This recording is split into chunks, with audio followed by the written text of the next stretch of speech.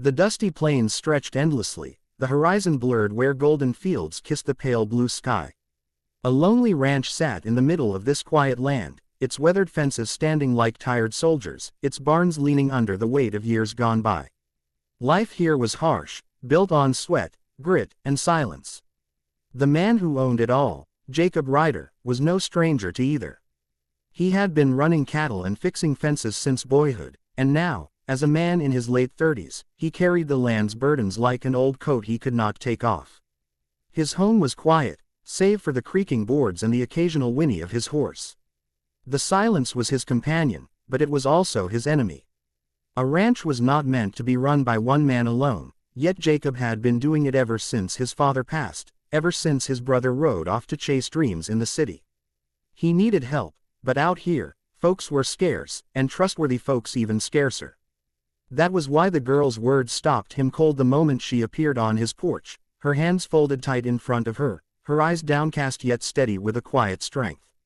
She wore a simple faded dress, patched at the elbows, a threadbare shawl draped around her shoulders as though she had been walking for miles. Her voice came out soft, unsure, almost trembling yet certain in its truth. "I don't talk much, mister," she said, looking at the ground, "but I can cook." Jacob had been sharpening a blade when she spoke, the rasp of stone against steel halting mid-motion. He studied her in silence, a habit born of years watching cattle and weather alike, reading what wasn't said. He saw the dust on her shoes, the hunger in her cheeks, and the calluses on her hands that spoke of work, hard work, not idleness. She wasn't from town, that much was sure. Folks in town wouldn't walk this far for work, they had their own troubles. She had come to him because she had nowhere else to go, and Jacob, though hardened by solitude, wasn't blind to need. "You're hired," he said at last, his voice rough like gravel yet carrying a strange softness. He didn't ask where she was from or why she had come alone. A ranch didn't run on questions, it ran on trust, and trust, he reckoned, could be built one meal at a time. Her name was Clara. That night, with a nervous steadiness, she made cornbread and stew in his small kitchen, moving quietly as though afraid to disturb the silence. Jacob sat at the table, watching the way her hands moved, efficient, practiced, certain in their skill. The smell filled the cabin, rich and warm, more comforting than anything he'd tasted in years. When she placed the bowl before him, he ate without a word, but when the first spoonful touched his tongue, he realized something inside him had shifted. For the first time in a long while, he felt cared for, even if it was only through food. Days turned into weeks, and Clara became part of the ranch's rhythm. She rose before dawn, her lantern glowing faint in the dark kitchen as she worked, and by the time Jacob came in from morning chores, the table was set with biscuits, eggs, or whatever she could manage from the pantry. She rarely spoke, only short sentences when needed, but her silence was never heavy. It was restful, like the stillness of dawn. Jacob found himself appreciating it. He had been around plenty of folks who talked too much, words spilling like rivers that meant nothing.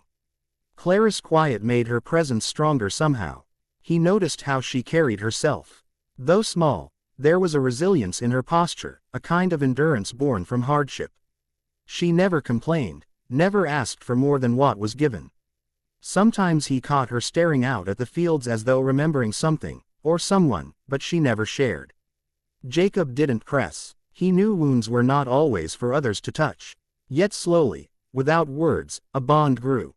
One evening after a long day of mending fences, Jacob came in to find the table spread with roast chicken, potatoes, and fresh bread. He stopped in the doorway, the sight almost too much to take in. Clara, wiping her hands on her apron, glanced at him nervously. Figured you might be hungry," she murmured. He just nodded, swallowing the lump in his throat, and sat down. That night, he realized how much her presence had softened the sharp edges of his solitude. The neighbors, few as they were, began to notice. Old man Harris from the next ranch over commented one day while trading supplies, "Heard you've got a woman cookin' at your place. House must smell mighty fine these days." Jacob just grunted, unwilling to invite gossip. Still, something in his chest stirred at the thought that people were noticing, that maybe his house wasn't so empty anymore. But life on the plains was never simple. Storms came through, fierce and unyielding, tearing down what men built with bare hands. One spring, a flood nearly swept away half the cattle, and Jacob and Clara worked side by side in the mud, shouting over the roar of the waters as they drove the herd to higher ground. Jacob saw her then, drenched to the skin, hair plastered to her face, determination burning in her eyes as she held fast to a rope that nearly tore her hands raw. She wasn't just a cook. She was strength itself, wrapped in silence. When the herd was finally safe and the storm passed, Jacob caught her hand as she staggered back, and for the first time, she didn't pull away. That night by the fire, she told him, in halting words, of her past. She had been born to a poor family, married young to a man who had hands quick to strike and a heart slow to love. One day, after a beating that left her half dead, she walked away, carrying nothing but her will to survive. I figured if I could find a place where work mattered more than talk, she whispered, staring into the flames, then maybe I could start over. Jacob listened, jaw tight, anger burning at the thought of the man who had hurt her. But he said nothing of vengeance. Instead, he simply nodded. You found it, he said quietly. From then on, something unspoken grew between them. Jacob, once content in silence, found himself wanting to bridge it. He began to speak more, small things at first, stories of his father teaching him to ride, of the winter storms that nearly starved them, of the dreams he'd buried under responsibility. Clara listened, her eyes soft, her presence steady.